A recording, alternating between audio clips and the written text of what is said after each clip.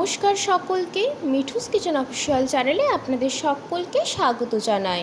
আশা করি আপনারা যেখান থেকে আমার এই ভিডিওটি দেখছেন আপনারা সকলে ভালো আছেন এবং সুস্থ আছেন। আজকে আপনাদের সাথে শেয়ার করে নেব জামাই ষষ্ঠী স্পেশাল নারকেলি চিংড়ির রেসিপি।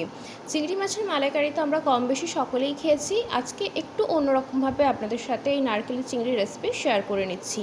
তাহলে চলুন রেসিপিটি শুরু করা যাক।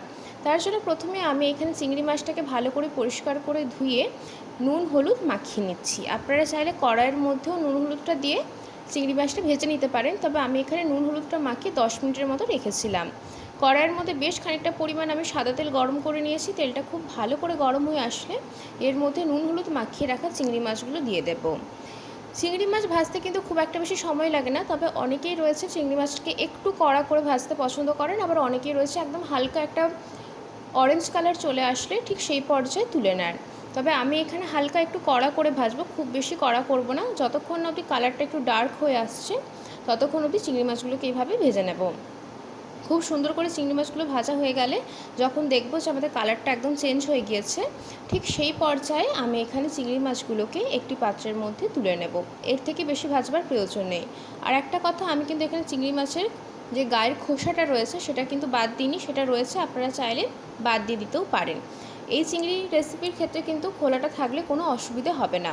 তারপর একটা পেস্ট বানিয়ে নেব। যদি প্রথমেই বলেছি নারকেলের চিংড়ি, তার জন্য বেশ খানিকটা পরিমাণ মিক্সিং জারের মধ্যে কোরানো নারকেল আমি এর মধ্যে দিয়েছি। নারকেলটা দেওয়ার পরে আমি এর মধ্যে দিয়ে দেব পোস্তদানা।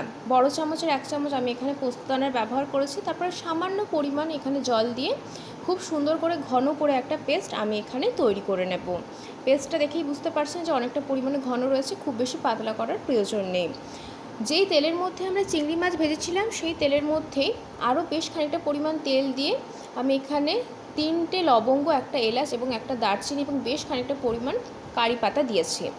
কারি পাতাটা দেওয়ার পরে যখন কারি পাতাটা একটু ভাজা ভাজা হয়ে আসবে, গ্যাসের ফ্লেমটা একটু কমিয়ে দেবেন, নাহলে তার কারি পাতা কিন্তু ফেটে গিয়ে গায়ের মধ্যে ছিটকে আসতে পারে।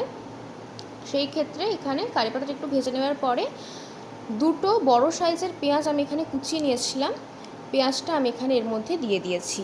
পেঁয়াজটা বেশ খানিকক্ষণ ধরে নাড়াচাড়া করব, যতক্ষণ না অবধি পেঁয়াজের কালারটা চেঞ্জ হয়ে এসছে এবং পেঁয়াজটা খুব ভালো মতো ভাজা হয়ে আসছে, ততক্ষণ অবধি কিন্তু পেঁয়াজটাকে আমরা এখানে ভালো করে ভেজে নেব। দেখুন পেঁয়াজটা কিন্তু অনেকটা পরিমাণে আমাদের নরম হয়ে গিয়েছে এবং কালারটা একদমই চেঞ্জ হয়ে গিয়েছে। ঠিক এই পর্যায়ে কিন্তু আমি এখানে আবারও ভালো করে নাড়াচাড়া করে নিচ্ছি। নুনটা পরবর্তীতে আমি ব্যবহার করব, যেহেতু এর মধ্যে যা যা দেওয়ার সেগুলো এক এক করে দিয়ে দিচ্ছি।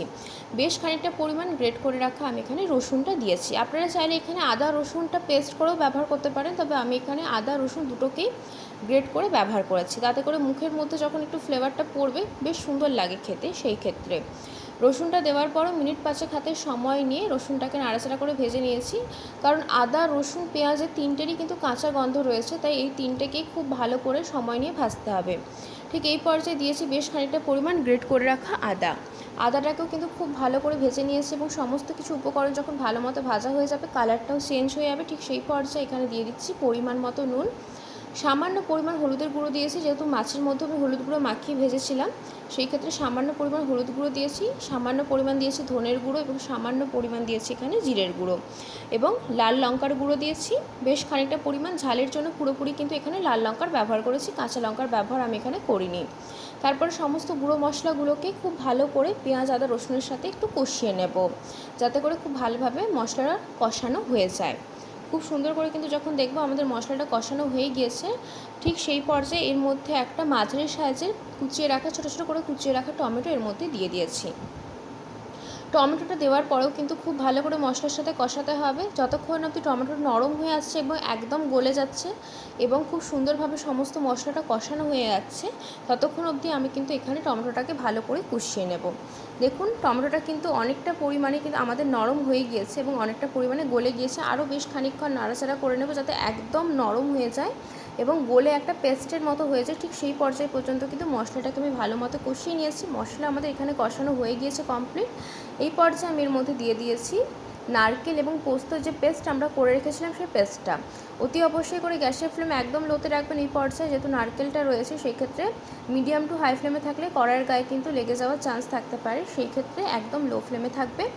নারকেল পোস্তটা দেওয়ার পরে খুব ভালো করে মশলার সাথে কষাতে হবে। যে কোনো রান্নায় যত ভালো করে কষানো হয় ততই কিন্তু টেস্ট বেশি হয় তার। সেই ক্ষেত্রে কিন্তু এখানে মশলাটাকে খুব ভালো করে আমি কষিয়ে নিয়েছি এবং ভাজা ভাজা করে নিয়েছি। নারকেলটাকেও মশলার সাথে খুব ভালো করে কষানো হয়ে গেলে এর মধ্যে মিক্সিং জার ধোয়া জল আমি দিয়েছি। খুব বেশি কিন্তু গ্রেভি হবে না, একদম গা মাখো মাখো হবে রেসিপিটা। সেই পর্যায়ের মতো কিন্তু এখানে জল ব্যবহার করতে হবে। জলটা দেওয়ার পরে খুব ভালো করে মিশিয়ে নিচ্ছি যাতে কোনোভাবে মশলার দলাভাব না থাকে এবং ভালো করে ফুটিয়ে নেব। যখন ফুটে আসবে তখন আমি এর মধ্যে দিয়ে দেবো আগে থাকতে নুন হলুদ দিয়ে ভেজে রাখা চিংড়ি মাছগুলো। চিংড়ি মাছগুলো দিয়ে দেওয়ার পরে কিন্তু খুব ভালো করে মিশিয়ে নেব এবং গ্রেভির সাথে 7 থেকে 8 মিনিট সময় নিয়ে ফুটিয়ে নেব, যাতে করে মাছের মধ্যে ফ্লেভারটা ঢোকে এবং খুব সুন্দর একটা খেতে হয়। সেই জন্য নামানোর আগে কিন্তু এখানে আর কিছুই দেবো না, আমি 1 চামচ গাওয়া ঘি ব্যবহার করব। তাহলে কিন্তু আমাদের এই লোভনীয় স্বাদের নারকেলের চিংড়ি একদম রেডি হয়ে যাবে। আজকের রেসিপি আপনাদের কেমন লাগলো অতি অবশ্যই করে কমেন্ট করে জানাবেন। যদি ভালো লেগে থাকে অবশ্যই করে আমার চ্যানেলটিকে সাবস্ক্রাইব করে দেবেন। লাইক শেয়ার কমেন্ট করতে ভুলবেন না। আর যদি এরকম নিত্য নতুন রেসিপি পেতে চান তাহলে অবশ্যই করে আমার চ্যানেলটিকে সাবস্ক্রাইব করে আমার চ্যানেলের পাশে থাকার অনুরোধ রইল। গাওয়া ঘি দেওয়ার পরে আমি কিন্তু বেশ খানিকক্ষণ অবধি একটু নাড়াচাড়া করে নিয়েছিলাম, 1 থেকে 2 মিনিট। তারপরে কিন্তু এখানে আমি একটি পাত্রের মধ্যে সার্ভ করে দিচ্ছি। দেখতে যত না লোভনীয় হয়েছে, খেতে কিন্তু ভীষণই লোভনীয় হয়েছিল। আর তো কয়েকটা দিন পরেই জামাই ষষ্ঠী দিন কিন্তু এই নারকেলের চিংড়ি একবার হলেও বানিয়ে দেখতে পারেন, ভীষণ ভালো লাগে খেতে। বেশ ইউনিক একটি রেসিপি নতুনত্বভাবে আপনাদের সাথে শেয়ার করে নিয়েছি। আশা করছি আপনাদের এই রেসিপিটি ভীষণ ভালো লেগেছে।